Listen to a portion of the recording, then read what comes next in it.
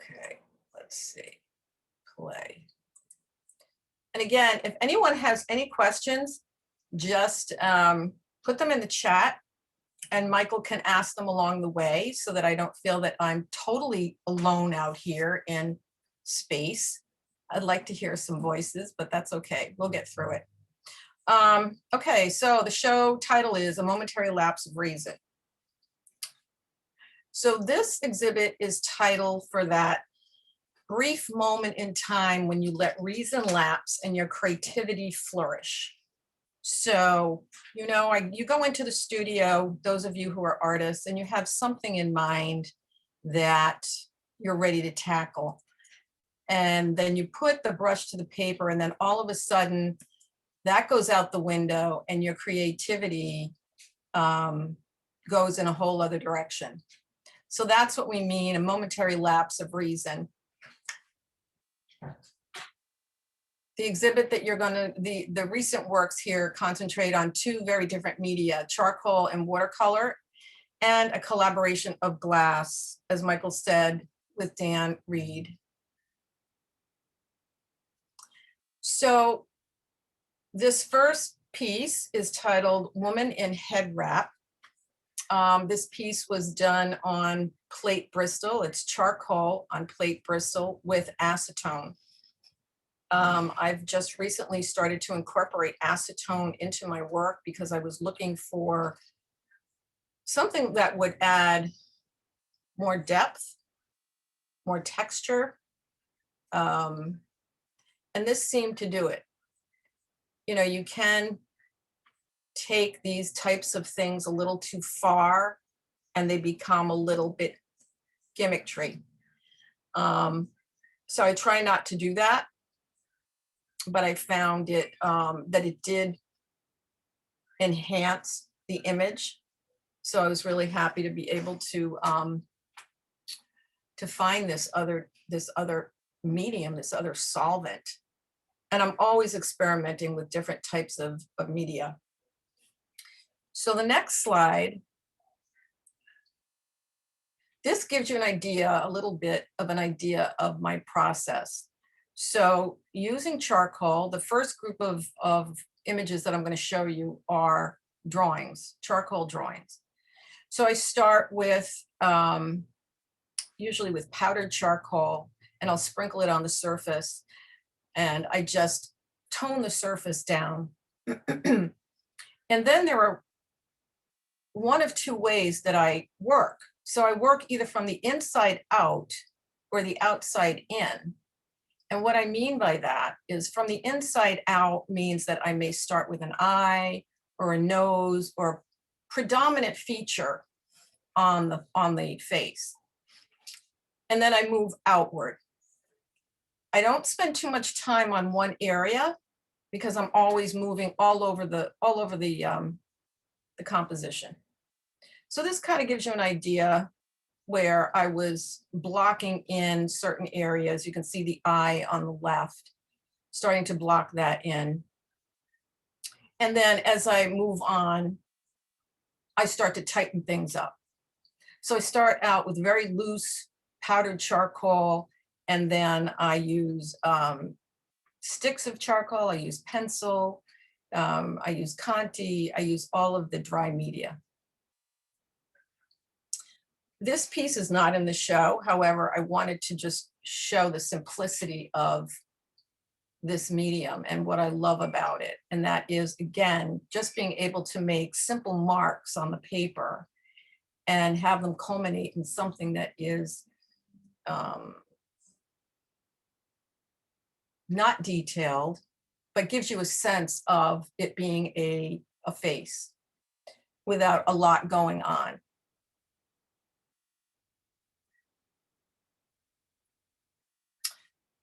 This is a drawing titled Turned Away, and this is charcoal on Bristol paper. I usually use plate Bristol for my work when I'm not using Mylar. So plate Bristol is a very slick surface. It will create a very fine line. Used for or with pen and ink drawings. It's very good to use for pen and ink drawings or just fine line. But I do like to use it for charcoal and for graphite drawings. And so this drawing, what I was really captured by here on this particular model was the tilt of the head. And it's always that tilt of the head that grabs me. I don't know what it is, but it's always the tilt. And so you can see that I finish certain areas and then I stop and then I go back and I reassess and I see that the right-hand side is not finished. And I'm okay with that. I can go back in and finish it, but what more do I need to say? So I really felt as though this was a completed drawing. This drawing is titled Young Girl. And this is again on plate Bristol with acetone. I particularly like this pose because I like the gestural feeling of the hands. And also the sweep of the hair. So again, these, I don't have the size for these right here, but this is probably 20 by 20.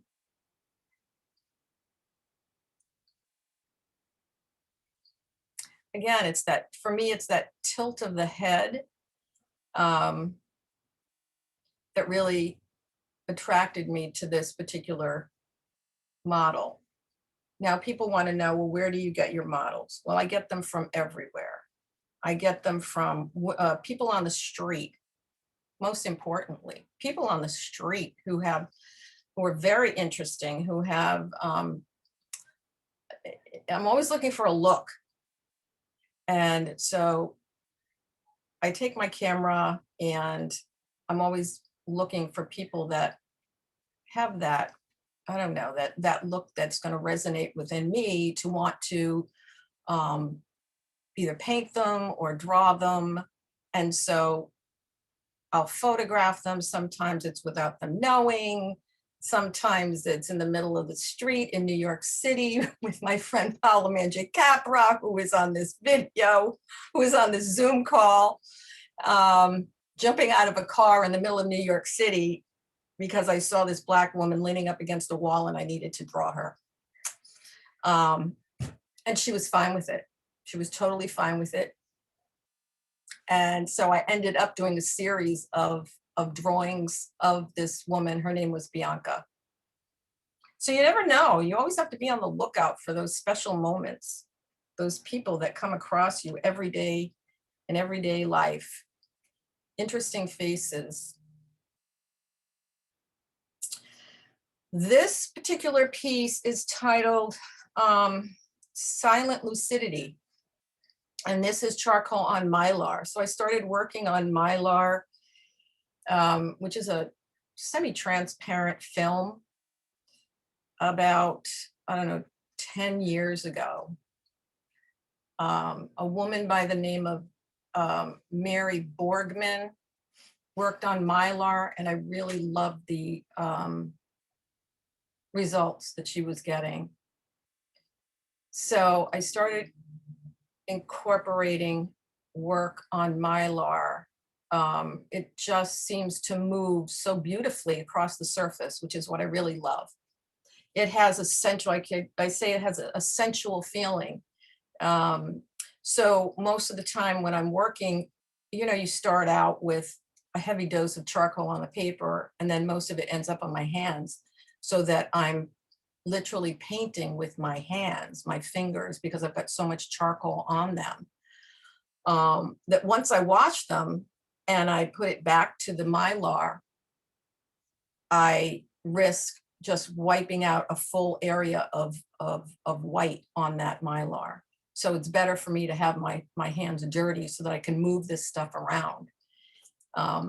So this piece, I also used acetone, as you can see, so it gives that kind of dreamlike quality. most of the time, if I'm using photographs, I use them as a jumping off point. So this profile was of interest to me. You know, again, I start with an area, probably started with the eye here and moved out. And then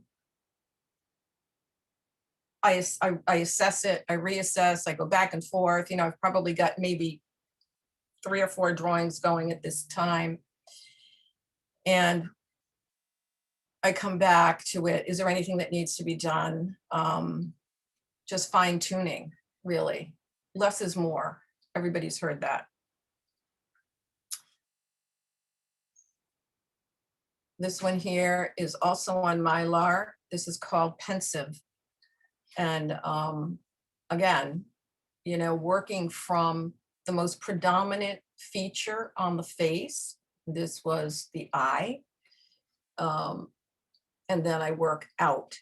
So there's not a whole lot of drawing in terms of lines. It's mainly about building shapes and then moving out from there. Just a continuum of shape making.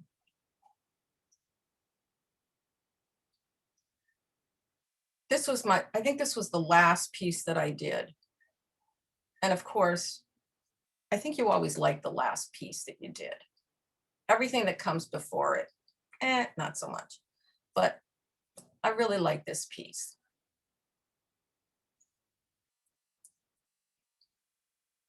This piece is titled Awaken. And again, this is charcoal on Mylar with acetone. Again, you know, it's a matter of blocking in the face and then moving on to another area without really finishing. Because if you finish too much, then you may find something in another area that is not quite right, and then you have to start adjusting everything else. So you block in first, and then you start adding more value, more line, more texture. And this is, again, one of those instances where I felt I just really did not need to finish this. It did not need to be finished. It said everything I wanted to say right here. This piece is also not in the show, but I thought that this was also a good example of I'm trying to get away from saying too much in my work. Simple is best. So keeping it more to an emotion or a feeling, that's what I hope that people get from my paintings, my drawings. I hope that I'm able to elicit a feeling.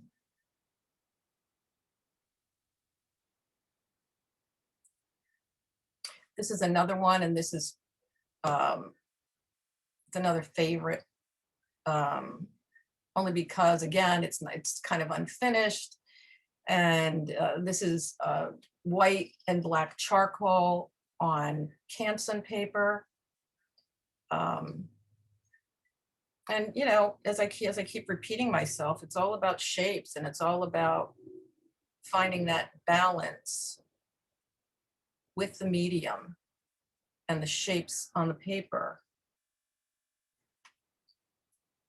So now we're going to go to, now we're going to go to the watercolors. So how do I start my watercolors? So this one is titled Wistful. And this is a full sheet watercolor. I think I was more drawn to this piece because of the pattern on the bodice, and just that kind of wistful look that she had. And then she happens to have a peace symbol on her necklace, which I thought was really interesting. So this is how I start. Watercolor, I can start one of two ways. I can paint wet on dry, dry on wet, wet into wet. This particular painting is wet on dry. So the paper is dry, the paint is wet, and I just start blocking in color. This was gridded first because it was a large painting. So I gridded the sheet in order to make sure that everything was accurate.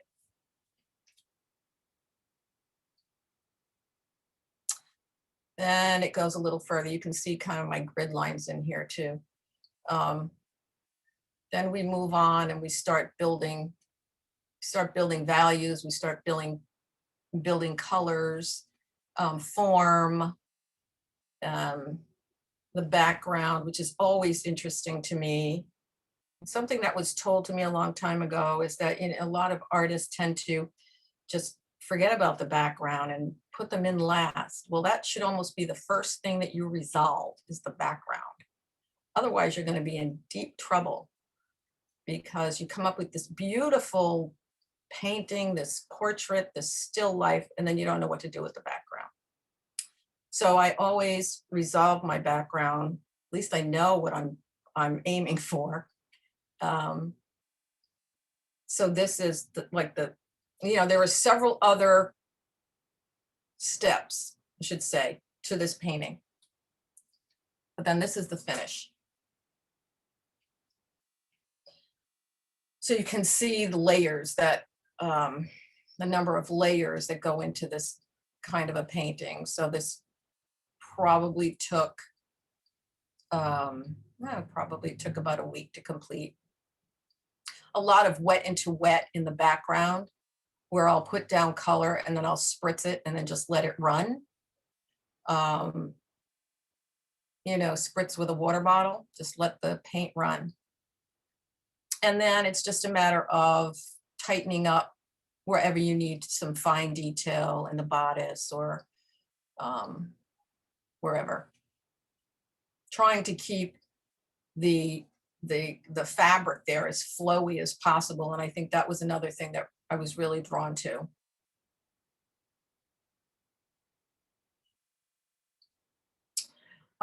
This piece is titled Silver Earring. And there's the arch of that neck, the tilt of that head.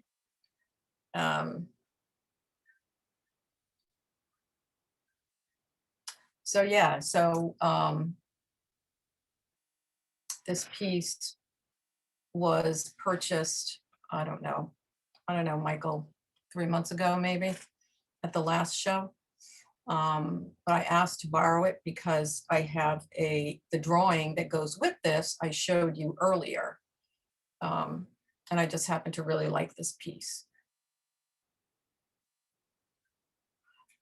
So this piece is titled Flowered Smock 2. I love pattern. Anything having to do with pattern, I really like a lot. So I was really drawn to this smock. And I've been painting head wraps forever. I mean, now that I'm looking at this head wrap and I'm thinking, for God's sake, when is that going to get over? I've been painting head wraps for, I don't know how many years. It's just something about the folds that lend themselves. Another interesting shape adds to the mystery of it, I guess. But again, here we are with that tilt of the head turning away. This piece sold at the show, I'm happy to say. I think this may be one of my favorite pieces in the show. And this is called Flowered Smock.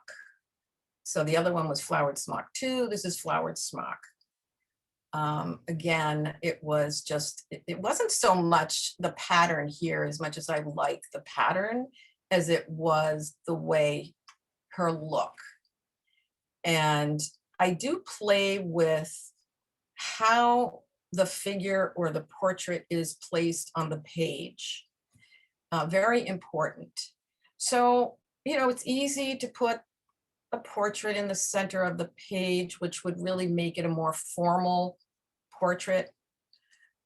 But for me, I feel as though the image needs to have a space to live in. And it tells a story. What is going on to the left? She's kind of looking over her shoulder. So, it can be something, it can mean something different to me. It will mean something different to you. You may not even notice it. But I think it adds to the overall kind of seduction of the piece. And again, she's in a head wrap.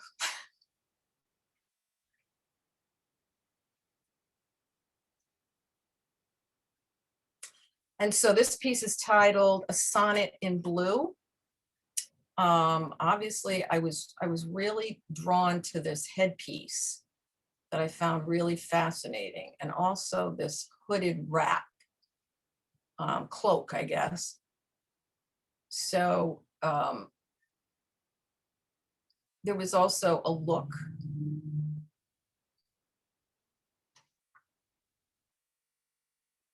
And of course, the light has a lot to do with it.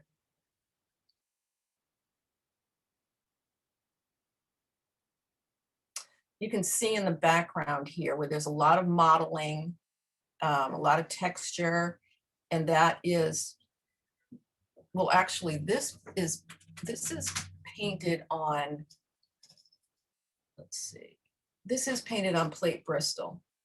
So the colors in the background are separating, but it creates, when you spritz it, the colors in the background are separating. So it creates, again, this nice kind of texture, and you can see where water may have been running down in the wash.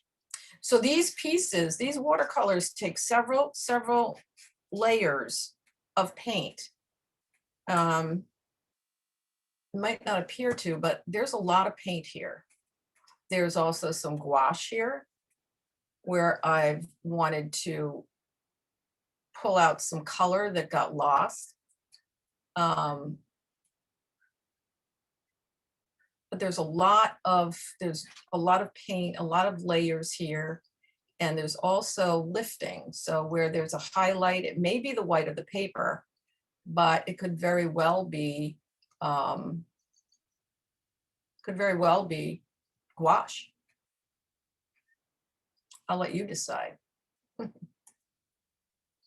So we talk about the collaboration between Dan and I, and why did we get together? Well, we're so different in terms of what we do. But we thought it would be fun. And we thought, well, I'm a painter. Let's see what we can do with glass. So this was just something that I wrote up. So basically, I'm not going to read this, but a successful collaboration is communicating, listening, and respecting the differences of one's colleague. And I think that just holds true with any kind of collaboration or relationship that you have. So the important thing for me here was thinking about the what ifs, and that was kind of the motivating mantra for me, the what ifs. So talking about, Dan and I would talk about color palette, we would talk about pattern, technique. That was all a part of the decision-making process. Dan was doing all of the technical work with the blowing of glass, which is really fascinating in and of itself. So this is one piece. Now I'm not going to show, I'm only showing you two pieces that we did. We probably did 10. First, we started with, I started with a steel plate, and we'd sprinkle frit or powder on that plate. And now I'm trying to manipulate that into something that's recognizable. Well, hello, it doesn't work. So, and you just cannot draw a face on a steel plate in frit. It just does not work. Maybe somebody here can tell me how, but for me, it doesn't work. So then what I decided to do was, this process is where the punty rod is put into the the furnace and the glass is lifted out. And then there are several containers that contain frit, which I guess I need to explain. Frit is glass. And then there's also powdered glass. But in this case, we're using small, tiny, tiny pieces of glass. And so it was up to me to decide what is the palette that we're going to use, and what's the layering process, because the layering process is really a difficult thing to try to imagine when you're not a glass maker. And so it was hard for me until I actually saw a few of the pieces come out of the annealer. And once they were finished and polished, then you can see through these layers, and I could understand better how that happened. So this particular piece, you can see the colors started out with a base of green in the background, and then layering larger pieces of frit, and then building up to this orange kind of smaller, must have been powder. And so this is what came to be, and I'm pretty happy with this. So I'll go back here. So I started to think when we finished this one, I thought, you know what, this looks very familiar to me. So I went back to my studio and I looked in my bin and I saw this painting. And this painting was done 20 years ago. It was a demonstration that I did for a class in mixed media. It's watercolor, it's there's some paper in there, it's ink. And so I started to look at this, and it reminded me of, the glass reminded me of this and the shapes of this. So I decided to show it in our exhibit. And this is titled Night Lights. I always liked this piece, and I always threatened to go back and start doing more of these kinds of abstract pieces, but I haven't gotten there yet. This is the next glass piece, and this actually was looks like it was red background. So again, the colors are, the palette is different from the first one that you saw.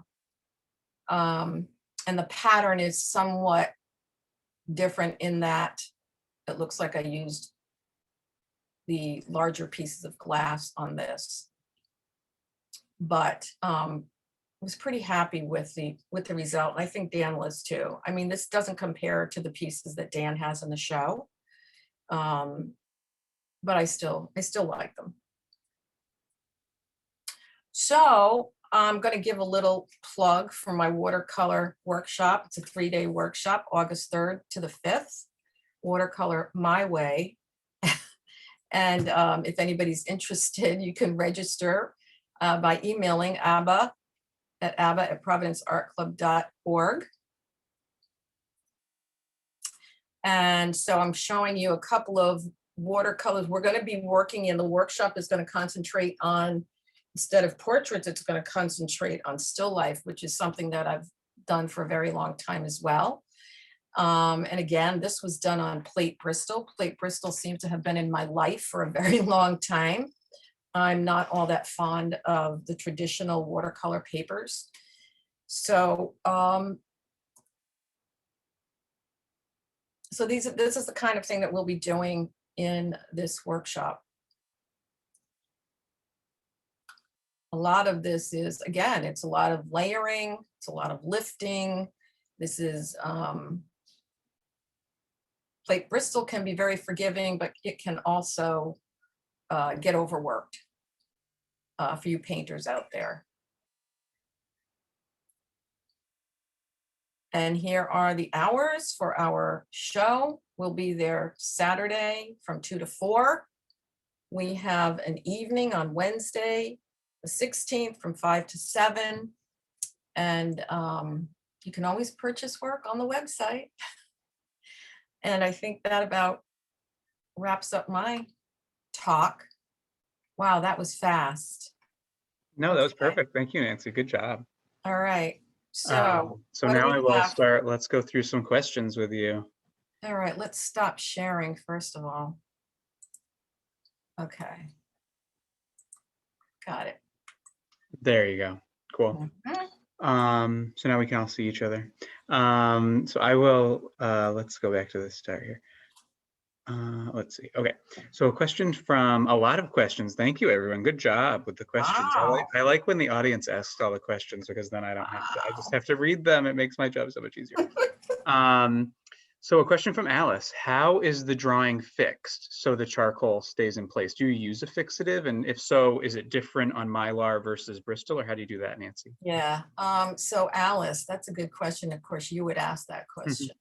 But no, I don't use a fixative, and I don't use it because it changes the value of the charcoal. So I've tried it,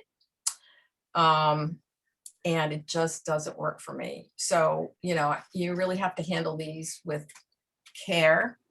So I do I do my own framing, although I do have my framer makes kits for me so that I get the kit and I actually do the framing myself.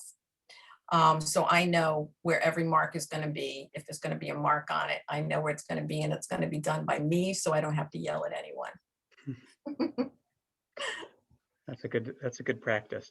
A question from Carol. Is there a subtractive process that you can incorporate in your process? If so, how do you accomplish that? Kneaded eraser or Oh something yeah. else? So I use a kneaded eraser. I use a chamois. I use brushes. I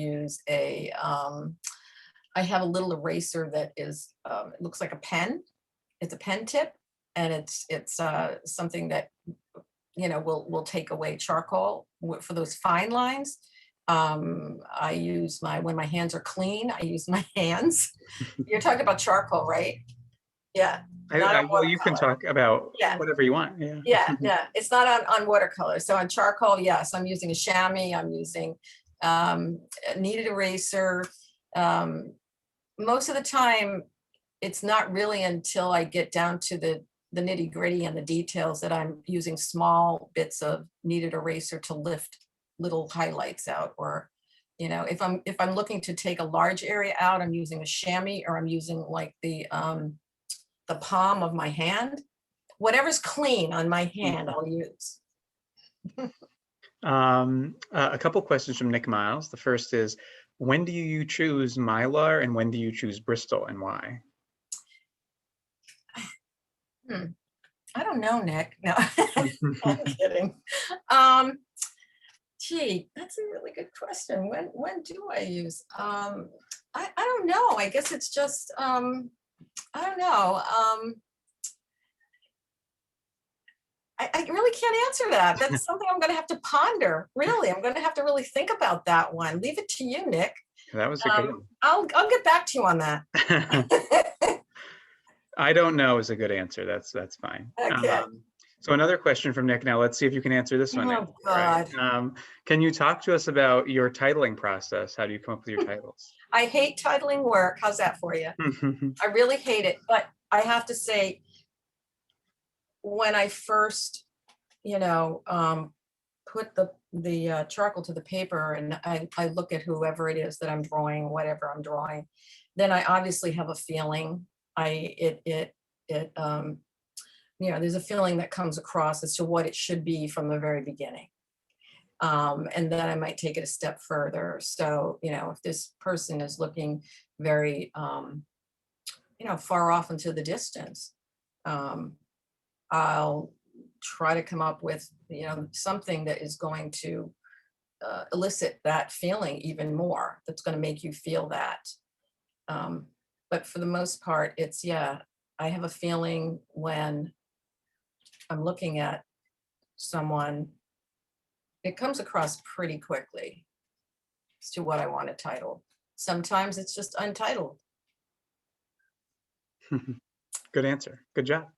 Um, and then a question from Sandra is, can you talk about the costume on the portrait of the young woman facing forward with that peace sign necklace, that one? Mhm. So that model was in a workshop. I had taken a Zoom workshop, and there was this amazing model who was wearing all kinds of costumes. And this particular costume, I did not have a hand in that costume, but it obviously, it spoke to me. And again, it was more the look, her look, and the kind of draping and head jewelry that she was wearing that added to the feeling of that piece. So, she's kind of very, I don't know what to say about her. She's definitely a confident person. That's what I got from that model. And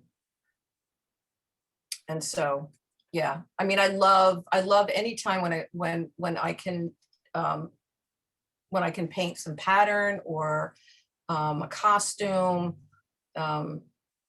flowered smock, whatever it is, head wrap. I'm all in it. Good. A comment from Allison is, she says, gorgeous. I love how you decide that a work is finished. I've said everything that I wanted to say. That is perfect.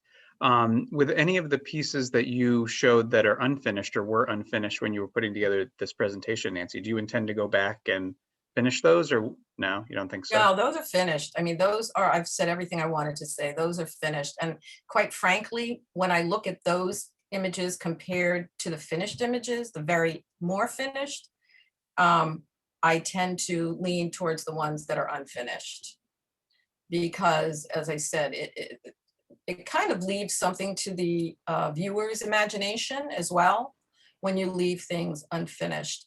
I love the idea of lost and found edges. I love the idea of, the eye being able to move in and through a painting. Edges, hard edges will stop a person's eye.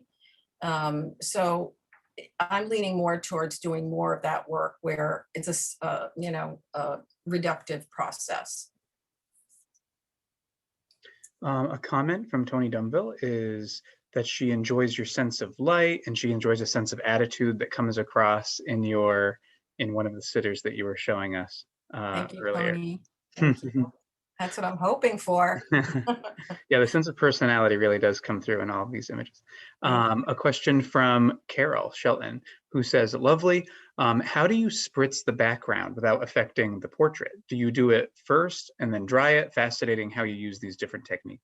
Okay, so I usually cut out a template, whether I'm using acetone on charcoal or a water spritzer on watercolor.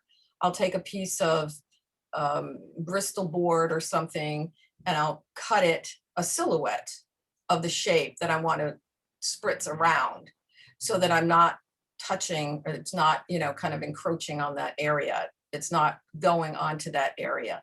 So it's basically just cutting a little template so that I can spritz around it. And I had a question about the acetone.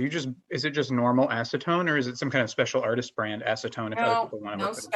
No special brand. Just wear a mask if you're going to use it. It's not healthy. You can use it on your fingernails, but you don't want to breathe it that long for that period of time. Good to know. So Nick Miles had another question. Nancy, to what extent does the use of frit mirror your use of acetone, since they achieve a similar effect? I never thought that they achieved a similar effect. Yeah, they do, because they kind of look like little bursts of bubbles, don't they? But as far as to what extent does the use of frit mirror, it was not intentional. It's like my first time experimenting with glass, and so this is what happens. You just you have a lapse of reason. You just let it explode, and that's what happens. Oh boy. I do enjoy your answers, Nancy. I like the honesty. You know, a lot of artists will just take credit for that. They'd say, well, No, I'm but the not honesty taking is credit. refreshing. No. Sandra said, as a comment from Sandra said, hugely successful collaboration of your palette and glass. Love them. And then a question from Corinne, who asked, could you explain that term that you use about lifting Sure. in painting?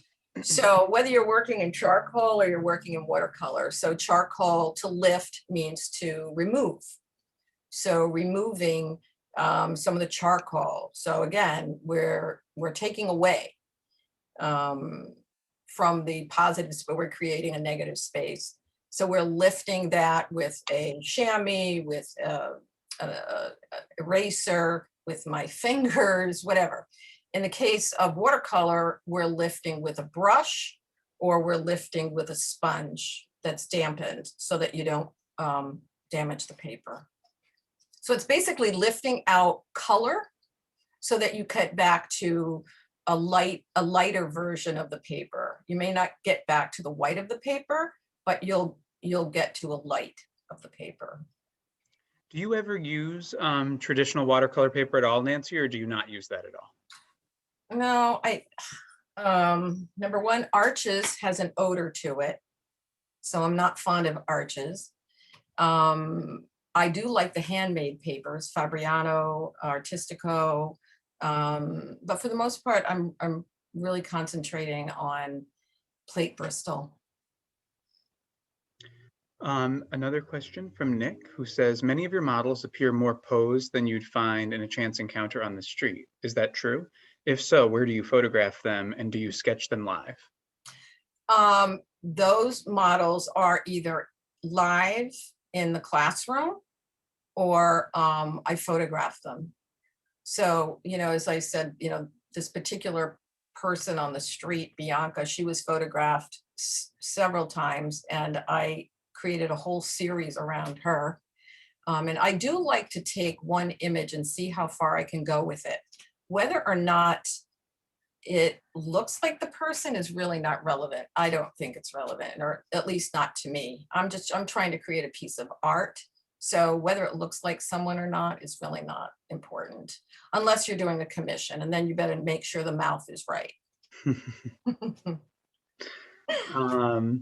A question from Natalie, who said, such gorgeous work, Nancy. How do you achieve, or how do you think the unpredictability of medium, like acetone on Mylar, et cetera, contributes to the narrative of each piece? I think it just adds another layer to the story. So, like I said before, each person will look at my work and they'll come away with something different. A different story, a different narrative. And so, I start a piece and I incorporate charcoal, I incorporate the use of acetone, and it's really not until I decide that the narrative is finished, that I'm finished telling the story. I've said all I can say about this particular piece. So, so I don't know. I hope that answers your question. The unpredictability of it is the challenge, and it's the beauty of it. And I think maybe that's why I'm really drawn to it. I can draw a portrait and I can fill in all the lines, and it's very predictable. I don't like that predictability anymore. So. Good answer. And then sort of jumping off of that, a question from Corinne, which is, can you give an example of what you wanted to say in a specific piece? So, when I start a piece, the majority of the time, it's what I want the piece to be. It's what I want for the piece. It's what I see, right? But then as I start to move along and I start to, the piece starts to take shape, then it's the piece that's telling me what to do. Okay, I don't mean it's talking to me or anything like that. You guys know what I mean. You painters know what I mean. You know, you have to start listening. You have to start looking. What is it what is it that it needs? What shape does it need next to it? What value does it need? What color does it need?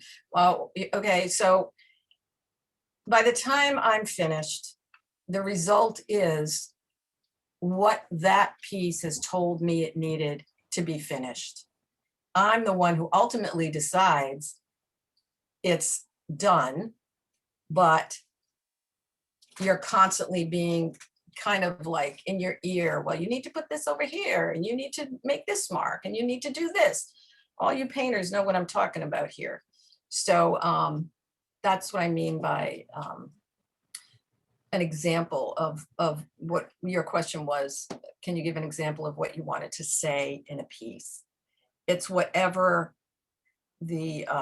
whatever is in my mind's eye at the time, whatever, you know, whatever I'm able to elicit from my materials and from my knowledge and experience in painting and all of the above.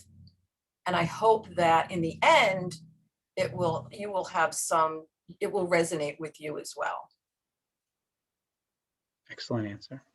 A question from Susan. Do you think that your desire for unpredictability arose during the pandemic? And how has your work changed during the pandemic? Wow. Oh, my desire for unpredictability. It's a good question, Susan. I'll have to think about that one too. I don't, maybe it has. I don't know. That's a good question. I'll have to start thinking about that. But yeah, maybe the unpredictable is something that, you know, we're all just kind of getting used to. Everything is so unpredictable now. I mean, we're starting to get back to some sense of normalcy, but everything is still very unpredictable. And that maybe that's, you know, it's fleeting. And maybe that's what my portraits are. Maybe they're just a moment in time. It's just a fleeting expression of, you know, what I'm trying to say. So unpredictability is not a bad thing. And how has my work changed? I don't know. I'll let you know in another year. Did you make all of the work that's in this show? Did you make most of that in the last year? Yes. Yes. Yes. You put me under a tight deadline, Michael. And there's a whole bunch of people who are in this who are going to have shows in the next season at the Providence Art Club. Do you have any suggestions for how to edit down the work that someone's going to submit for a show so they don't deliver too much? Yeah. I would say that you know, you're better off less is more. Again, that mantra, less is more, and that you want to have space around your work. The work needs to live in its own space so that you don't have pieces that are right on top of one another. I find that maddening. So I think, you know, so all depending on the size work that you do, you know, 15 pieces. If you're in the big gallery, maybe a few more, but you know, show your work the respect that it's due. And you want people to look at those pieces individually, not on top of one another or so close to one another. I see here that, who is that? Jim Baird has a question. How old were you when you started? From Gretchen. How old were you, Gretchen? I was, well, you know, like everybody, I sat in front of the TV, but I had a sketch pad and I was sketching like the lamp or something on the credenza, but I was always, you know, sketching. So I would probably have to say when I was 10, maybe 11. But then you went to art school, right? But then I went to art school. But I also, in between then, when I was in, what grade was I in? I guess I was in 7th or 8th grade. And I had these classes where I signed up for, it was like a satellite school, and it was for the arts. And so I signed up for graphics. And then I went to school in New York for advertising design and photography. 33rd in Lexington that point, at that time, it was called the New York Phoenix School of Design. And then they later merged with Pratt. And so I took studio courses. When I left school, I ended up being a graphic artist and then an art director. And then I opened up my own design studio. And I had that for maybe 15 years, 20 years. And then I ended up, I said, you know, this is really not doing it for me. I need to go back to painting and doing what I really love. And that's what I did. So I'm doing what I love. So as we are nearing the end of our hour together, does anyone else have any other questions you'd like to put in the chat?